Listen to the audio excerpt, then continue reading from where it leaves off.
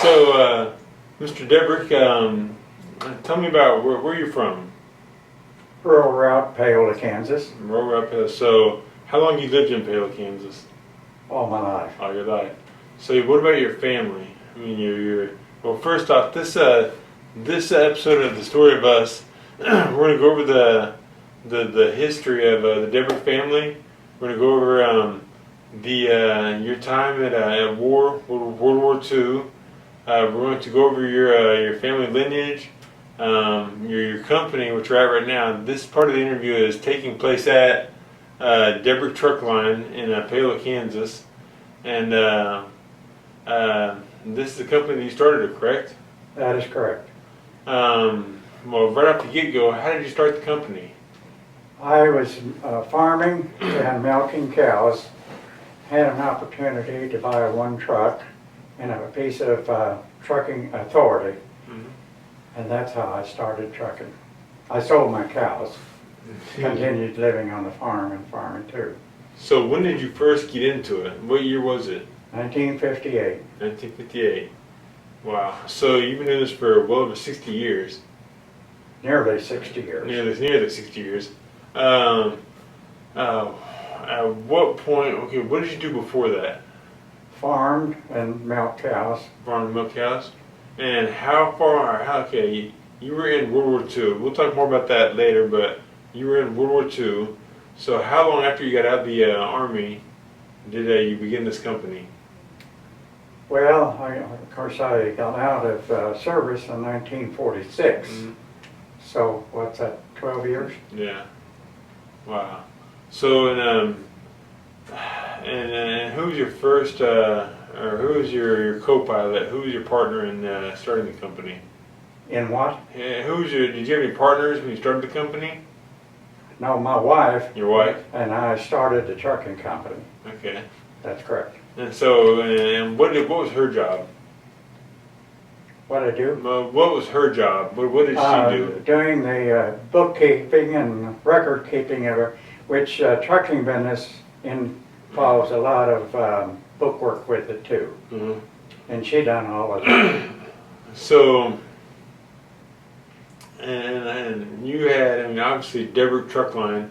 You have a plethora of family throughout the area. How many of your family members work for the company? Right now, I have, of course, my wife has passed away due to an accident, and I have 4 children. They all work in the office. I have a granddaughter and a grandson, and I've got 2 that work here in the office. So, tell us more about the company. What does the company do? It holds freight all over the United States and Canada, various kinds of freight. Like a motto I had said years ago, if you got it, a truck brought it. That works. All right, so, okay, back before you started the company, what did you do? Like, what kind of work did you do? I drove for a couple of the different companies. One company I delivered rebuilt generators and starters and hauled all over about 3 or 4 different states. I'd be gone a week at a time. And then I hauled propane with a tractor and trailer out of southern Kansas up here to Paola area. And then I had the opportunity to buy the one truck I talked about. Okay, so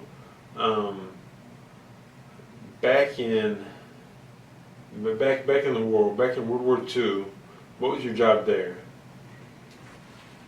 Well, when of course I took my training first of all down what is now Fort Hood, Texas. It was Camp Hood at the time. And then I immediately, after a short length of training, immediately went overseas and I was in a armored infantry battalion. And that job was just to, well, I ended up starting in Bastogne, Belgium, which is the center of the Battle of the Bulge. And we just lived in foxholes from one foxhole to another, and captured Germans or whatever needed to be done. And that was primarily during the war. Of course, I froze my feet and got trench foot, put in a hospital for 2 months. Finally, the doctor said, well, you've gained quite a bit of your circulation back, but you'll never get it all back, but they need you up at the front line. So then I rejoined my company just as a infantry. And we liberated Buchenwald, went on to Czechoslovakia and Poland, and there we had to wait for the Russians for a month. Not a month, a week or two, excuse me. And then, wasn't but a short time the war was over with. Then I got put into the MPs, and I had several positions. First of all, or not necessarily first of all, I sat in a house guarding Hermann Göring, which is Hitler's #1 man. I sat in a room about the size of this, instructed to hold my gun on my lap at all times and keep a close eye on him, because this was Oberursel, Germany, and this point used to be a German camp which the United States took over, and there was some interrogation going on for the criminals before they went to Nuremberg for trial. And then shortly after doing, excuse me. And so what was the outcome of him? The ultimate of him? Yes. He was hung. No, wait a minute. Most all of them, not everyone was hung, but he was one that just, he was a very intelligent and could talk English real perfect. I didn't talk to him. I had instructions not to talk to him in that room, but Did he try to talk to you? No, we didn't talk together at all. Okay, so. But I got the information on him, and he was determined not to get hung. And they don't know yet just exactly what happened, but he was in a cell at Nuremberg, Germany, and the belief is that his wife came and visited him, and she passed a pill on to him, or he had it stowed away someplace and took it and killed him. Oh, I mean, wow. it was, he died that way. Cyanide pill. Yeah. And that was the end of him, but a good deal of them was of the criminals. The reason I know this, I had a good friend that was a sergeant at arms there, and he got all the information and pictures of them and signatures and stuff from them, and their beliefs and everything. So I didn't get that directly myself because I was already out of there before. I mean, I didn't go to Nuremberg. I was gone from there then. So what are some of what are some of your most vivid memories from the war? Well, first of all, I didn't know anything, and I'll tell you just very shortly. I was dropped off in Bastogne, Belgium, and at that time they were needing replacements as fast as they could get them, because there was a lot of deaths and injuries at that time. And I got dropped off from a truck into Bastogne in the middle of the night, and it was being shelled very heavily. Bastogne was the center of the Battle of the Bulge. And it was very dark, but they were just flooded with shells and lights. And I went out to relieve myself outside of the side of the building. And after doing so, I came back in, and all the people were gone. 10 or 12 other soldiers were gone. And I grabbed my rifle and whatever I had, and run out in the street, and it was all cluttered with shelled up buildings. And it just happened to be a truck, army truck, our army truck come by. Fella, as a child, turned out to be a chow truck, and he held his hand out, and I grabbed it. He pulled me up in the truck, and he asked me, "Where are you going?" I said, "I don't know. Where are you going?" And he said, "We're going right on the edge of town here in the Ardennes Forest. I'm going to Company B of the 9th Armored, or 6th Armored Division of the 9th Armored Battalion, Infantry Battalion." So you weren't even supposed to be there. I didn't know where I was supposed to go. And they, no questions asked. They just said, "Dig in as fast as you can. We're being shelled very heavily. Don't even light a cigarette or you'll get hit." Uh-huh. And the only thing I knew, then we started to move on a little bit and took some towns. And to make a long story short on that, this went on for quite some time, months. And I had never got any mail. Secondly, you automatically come, when you go overseas, you become a private first class. Mm-hmm. I was still a private. No one asked me anything or told me anything other than what to do and get going. Then, it's my fault, because I wasn't getting any mail. It wasn't my fault I wasn't getting the mail, but I didn't write home. That was my fault. So I found out later that after I got home, that what my mother had done, she got a hold of the Red Cross here in Paola, and they finally located me. And how, I don't know. But then they asked me, said, "Soldier, aren't you riding home?" And I said, "No." He said, "Why not?" And I said, "I haven't been getting any mail." He said, "That's a poor excuse." And I said, "All right, I'll tell you what I'll do. I'll start writing if you get me some mail." So I was putting the pressure on him. so you switched the... And finally, I got 112 letters all in one bunch. And then... Are you serious? And then I thought, well, I hadn't got paid either, or even become a private first class. So I got in hold of our company clerk. He checked into it, and he said, "Oh, you were in dead file.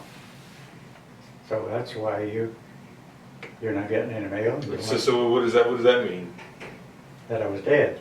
Oh my gosh. I don't know whether my parents ever got word of that or not. I don't know what happened. But then... So when you got split apart from your original group... Well, the original group wasn't even assigned to anybody yet. But I didn't know who I was supposed to be assigned to. I just fell into it. And I didn't know until months afterwards. Because nobody asked me. They didn't even ask my name or nothing. Just they were needing people so bad, and we had to do what we had to do to stay alive. And that's all I did. So now I heard rumors that you were kind of an ornery kid. Well, is that true? I have to admit that. A little bit of the orneriness is after of course I went overseas on the Queen Mary and landed in Scotland, Glasgow, Scotland, immediately went down to Southampton, England. Now how long did that trip take back then? Oh, probably 5 days or something like that. That's not bad. Oh, they were the Queen Mary and Queen Elizabeth were the fastest ships on the ocean then. Now how many people were on that ship? I was told there was 15,000 troops on the ship, besides the English. See, I'd owned by Great Britain, and they had people operating it. And so I was told there was 15,000. We had to exchange time sleeping on this promenade deck. One night we'd sleep on the promenade deck, and then we get in on a bunk. But anyway, then what I was about to tell about, after crossing English Channel, they put us on 40 and 8, which is a French boxcar, over 40 men standing up or 8 horses, or one of the other. And or. Anyway, we talk about honoriness. The fella next to me, I nudged him and I said, hey, let's see if we can't get that door open and get out and get on top of the car, which we did. Then in doing so, we played cowboys and Indians, jumping back and forth from one car. He got a car ahead of me, and the next thing I knew, he flipped me. I seen him take a flip. That's when I decided this was a poor idea to do this. I was assumed that well, he's in the French timberland someplace, and no one knows anything about him. And I had already forgotten his name. If he told me, evidently he did. But I hadn't got home. Well, I'd gotten home probably 20, 30 years. So you went through the whole war and never knew about what happened? Never knew anything about him, and got home and spent probably, 10 years or longer here. And having not, I just didn't care about telling my wife anything about my experiences in the war, but I did tell her about that because I was concerned about it. Then one day, a fellow here in Paola, the distant cousin of mine, called to want to know if I didn't want my wife and I to come over for lunch. He wanted to meet a friend that he served in the United States with. When we got there after eating, we sat in the living room, the couch, and first thing he said, do you remember that time you and I got on that boxcar? Yeah. I said, was that you? I almost rolled out of the boxcar. Off the couch. And I said, didn't that wire cut you? Well, first of all, when I seen that had happened, I ducked, and the wire just scraped the top of my helmet. I ducked down too. But the wire just touched my helmet, so that's when So if you'd been up 6 inches, that'd have just chopped up the face. Right, it cut my throat off. Oh, yeah. But anyway, I asked him about that with him, and I said, didn't that wire cut you? He said, it caught me right across my mouth. But those cars didn't travel near as fast as they do here in the States, probably 30 miles an hour. And he told me he was able to hold on. And like I said, probably 30 years after I got home is when my cousin met him with lunch. And he didn't. When he met your cousin, he didn't know that. Well, the reason he put that all together, I must have told him I was from Paola, Kansas, knowing my cousin was from Paola, Kansas, so they put the two together, and that's how we. That is a small world. So where was he from originally? He's from up north of St. Joe, I think in Kansas, but north of there. Wow. He's passed away now, but at that time, yes. So did you guys stay in touch? Not really. It was just, I had too many things going on, too much happening. So okay, I just thought about this a little bit ago. What was your, okay, you're over there in Germany, over there in Poland, wherever. Do you have, what was your memory of Paola then? Paola? Yeah, like when you thought back to being at home, what did you think about it? A lot of people think about the town square. A lot of people think about it when they're away, but what was that one thought that you kept? Well, things have changed a very lot. Yeah. Of course, I was living on the farm right where I live now. And so where is that at? Southeast of Paola, about 12, 13 miles. Okay. It's a mile south and 2.5 east of Block, Kansas. Okay. That's where I lived, and I had I started high school in 1939, and in 1941 I was in high school, and they immediately stopped bus service. The only way I could get to high school was on bus, and they stopped that due to tires and fuel and everything is being regulated. Yeah. And then my dad and a neighbor built a truck I took a truck, not built a truck, but built a box on the back end of a truck, made that into like a bus. And then I drove it into Pale and picked up the other children around their area that was going to high school. And so I missed out on a year on high school, but went back again. Then I no more and got back going to school again. Two of my friends, classmates, a month or 2 months older, 2 months older than me, they were drafted, and I wanted to go with them. So I volunteered to go with them.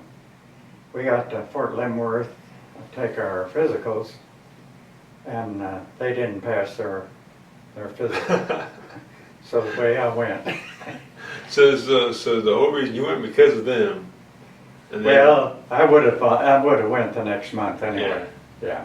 No, I was willing to go, and I just felt there's something I needed to do, and I wanted to do it, and it just turned out the way it did. But one of those fellows passed away, and the other one is still alive. I get to see him at least once or twice a month, once a month. And, Good. well, not all the time, but we meet. He lives up in Overland Park. Mhm. But everything turned out just the way it did. So you get back here to Paola, and what was the first thing you did when you got home? Well, I had an uncle and aunt that lived here in Paola, and I come home on the train, and I walked from a railroad station to, just on East Wheel a little ways. That's where no, it was just my grandma still lived there, I think. Mm-hmm. So I got home, and they called my parents at home. And they come in and got me. Wow. So, what was the I mean, did you come home did people congratulate you? Did people, I mean... Well, yeah, I never made much of an issue out of it. I just was home, and in fact, I got my papers at Fort Leavenworth, and they asked some questions, and in fact, I made a mistake then. They wanted to know about my hospital time, and I said, oh, I don't remember everything. All I want is my discharge. And I should have gave them a little more information, but I was anxious to get my discharge.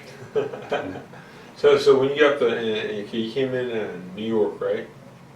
Yes. Okay. So when you got the boats there in New York, I mean, I've seen videos, I've seen pictures, photographs of people getting off the boats there, coming back from the war, ticker tape parade, people cheering, confetti. Oh no, was it like that when you got back there? No, I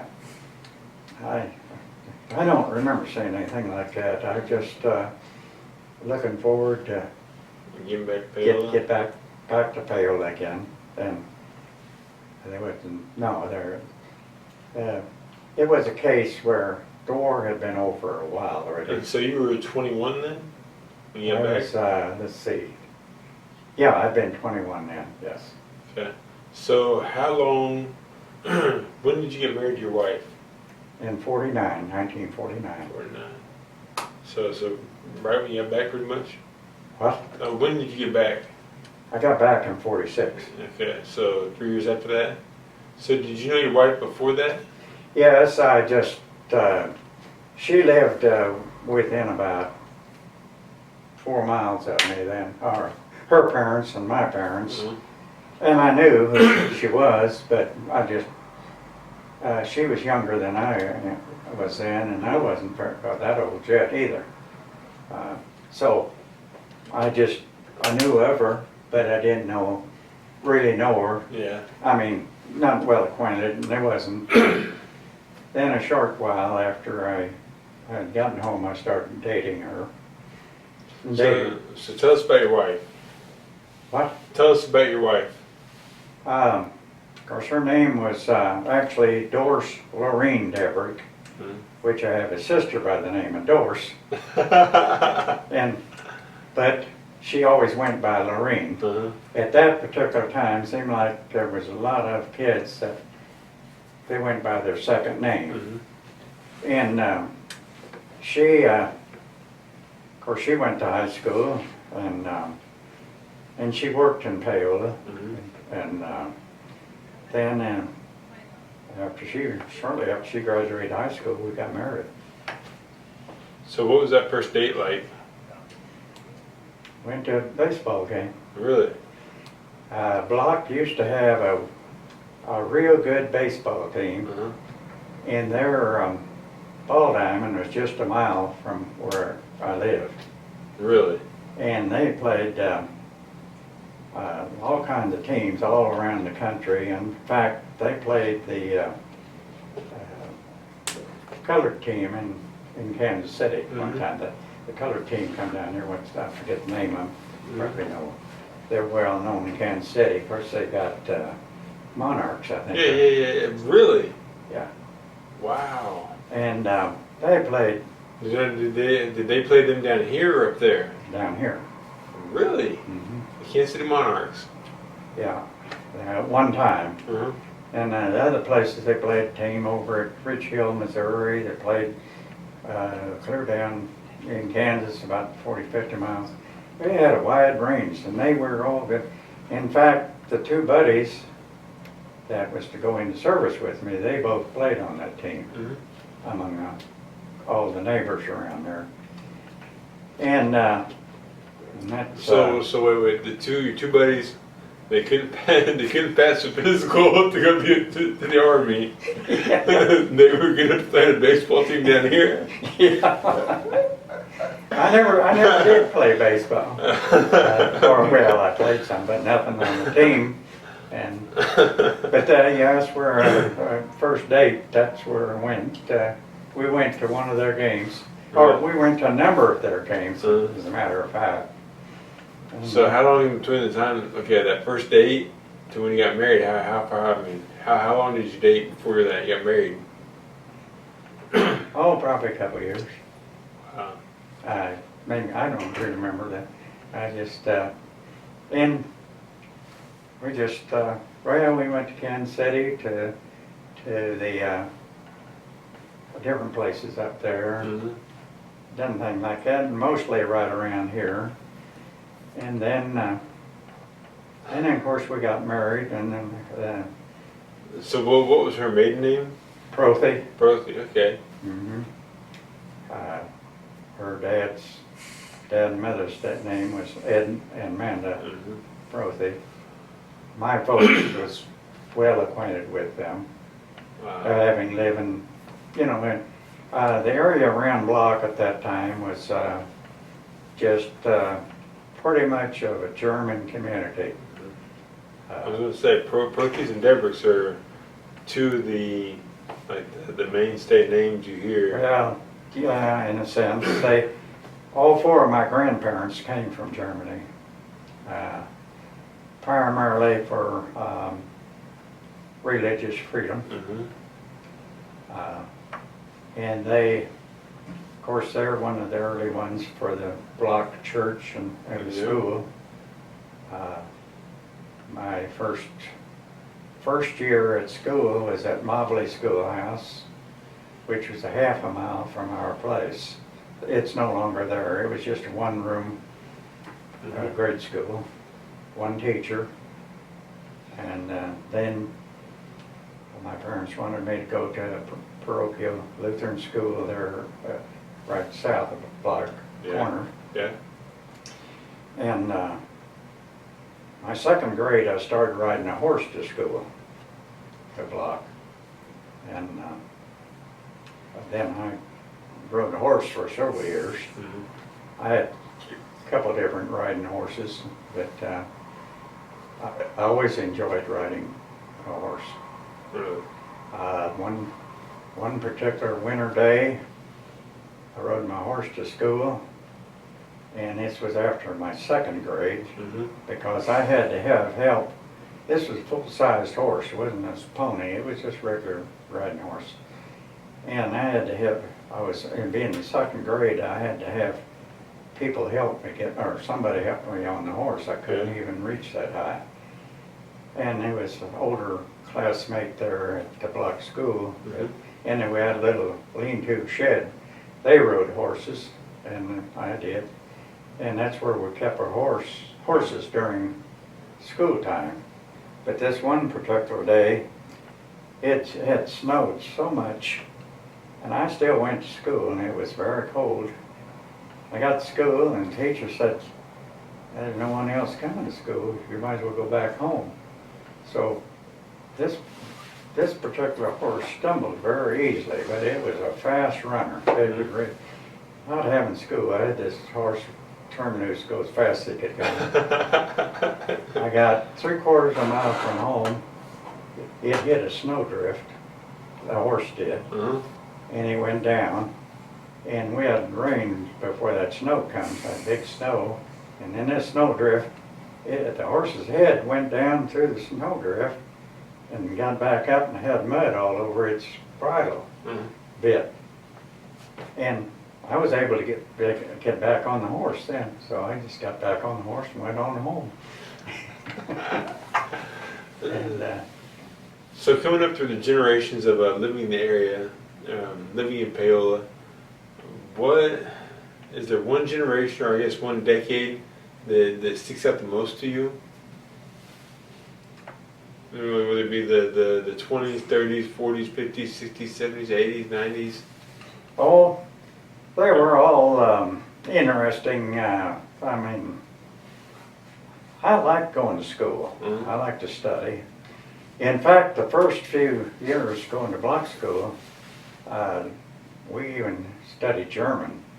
Wow. And I had, to be right frank with you, I could understand, well, I'd say understand, in a sense I could, and German, and speak it somewhat, and then it wasn't long with the German language, but I still feel, I always have felt that the German language is easier to understand in one sense. So many words of the English language or the American language, same word means different things. And of course, one thing they always kid the German about, I'm going to throw that's the way the German language is, in German, throw the cow over the fence some hay. It's kind of backwards, you know. Instead of saying, I'm going to throw the hay over to the cow, throw the cow over the fence. But that's the way I knew it. I mean, that was... So now, did that come in handy in the war? What? Did that come in handy in the war, like over in Germany? Not really. No, Okay. I didn't. I could understand some of the things that was going on, but no, at the time I was going to school, my parents, they talked English at home. There was some at this particular time, some parents, they talked German at home, but my parents, they wanted me to get talking English better. And how far removed from Germany were they? I mean, when did they come over? Well, my grandparents, four of my grandparents, my parents didn't come directly from Germany. Okay, so your parents were born here. They were born here. Okay. Yeah, the grandparents were born in Germany and came over here to the United States.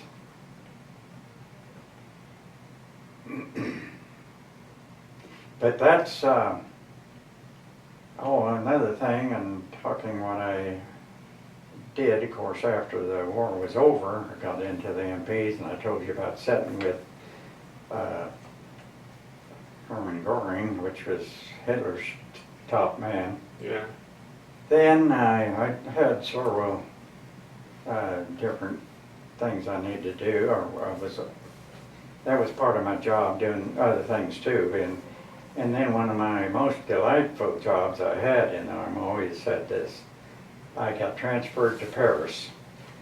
And Really? I ended up, and at that time, and shortly after the war was over, in the United States had a nightclub in the on the Eiffel Tower at the first landing.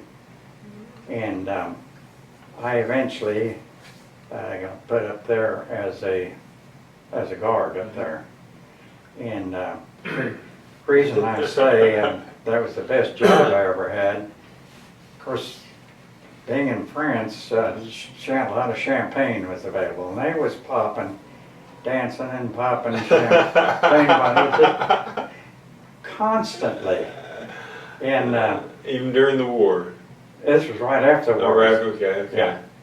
And the officer in charge, he said, these GIs up here, they're going to be drinking and have a lot of fun. They might want you to have a drink with them, which is normal for him.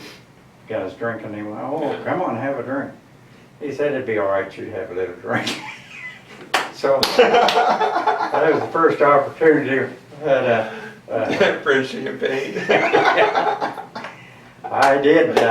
I felt like I saved a man's life. How's that? It was while I was up in the Eiffel Tower, and there was the landing. There was a square area, much bigger than this, and then a railing around it. And I happened to walk out just checking around, and one fellow was just ready to jump over the side, which would have been 100-foot drop there. He was just one going about, like I grabbed him and I said, Was he trying to kill himself, or was he? Oh my gosh. Well, first of all, he had more than that he should have had in to drink. And I said, what's your problem? He said, my girlfriend don't love me, my mama don't love me. Just one of the crying jags. And I pulled him back over, and I said, come on. I took him to the elevator. There was elevators then at that time going up one of the legs of the Eiffel Tower. And so I saved him from doing what, of course, the champagne and everything working on him didn't help him. Now, was he French or was he American? What? Was he French or was he American? No, there's just all Americans up there. Oh my gosh. Well, they might have had some French people doing the serving and playing the music, but it was, like I said before, the popping champagne would just pop, pop, pop continually. And then this I didn't see, but I can believe it was so. American fighter pilot flew underneath the legs, through the legs. Well, is it that big of a landing or that big of a space? Oh yeah. Really? Well, you can picture it if you like. You know how our town square is up here. Yeah. If there'd be a leg on each corner. Really? And then Eiffel Tower. Well, I have. And how far up to the first landing? 100 feet. It's nearly 1,000 feet to the clear to the top. Yeah. I did go to the top. They had actually it was no more than a pulley on top and two rather cages, and they used weights. My understanding, they'd have enough weight in the top one to go down to bring the other one up. They just go back. Pulley system back then, so yeah. Change weights and go down like that. Okay, now I have a quick question. I've done some homework on you, and I understand you like to dance. Oh yes. So now they were there popping bottles. You out there dancing? I of course didn't have a chance to do much dancing over there, but well, I danced with my wife. Her and I, for about 18 or 20 years, we'd go down to South Texas, down Mexico. We'd go across the border quite often, and until she passed away, why, we danced every day down there. They had dances during the day down there. And one of my favorites, or our favorite songs, and up here we went to a lot of dances when they had more dances around here. And Fraulein, I done that, picked that song out purposely. Really? And as of this day, well, anything dance I go to, there's a German band over at Herman, Missouri, will be here at the Blocktoberfest. And we went over to Herman, Missouri many times, and they still are playing the band and orchestra, and even here they play and they announce, this is Arnold's favorite song. And so I guess I might have picked that song out. So you're famous. Honoring us. Well, my wife loved it too, loved the song and the music, but then she got over thinking that I was actually wanting it for a Fraulein, but, I mean a German girl, which is Fraulein, and we got along very well. A couple, this fellow was a good friend of mine and classmate too. He did go in the Army a little bit later, and he went in over the Pacific, and he picked, and he and his wife and my wife and I, we always went to Texas together, went to dances together. And, I mean, we traveled separately in RVs, but anyway, he was in the Philippines, so he picked his song out, My Filipino Baby. I have records of both.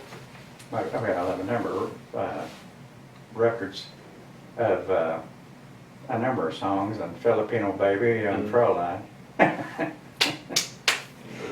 too much. Just have to keep the wives on their toes. That's good. All right, well, Arnold, we're going to pick this up again at your house tomorrow. Okay. And yeah, this is Paul Michael Davis and Mr. Arnold Debrick, and this is the story of us.